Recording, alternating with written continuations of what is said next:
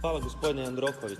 Pa evo, upravo je nevjerojatno koliko često taj delegat Sotone, znači koji dolazi iz pakla, Marijan Hanžeković, dolazi ovdje na dnevni red jer uporno sa svojom štampom... Ja bih vas molio ipak da malo biramo riječi.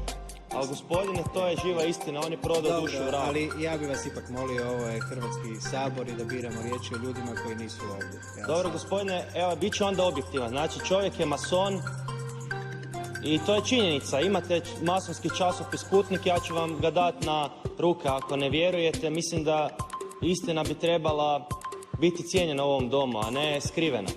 I on uporno, taj mason, putem tih svojih medija, Hanza Medije, Jutarnji Globus, blati svaku dobru inicijativu i omalovažava svaki napor i trud kako bi se pomakli s mrtve točke.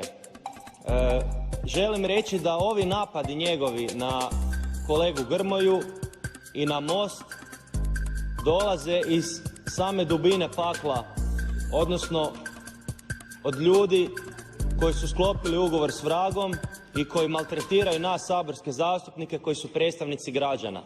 To čudovište nema pravo nas maltretirati i nema pravo zloupotrebljavati to što je vlasnik medija kako bi nas blatio, vrijeđao, ponižavao i zapravo navodio ljude, naše građane, na pogrešne stavove i mišljenja.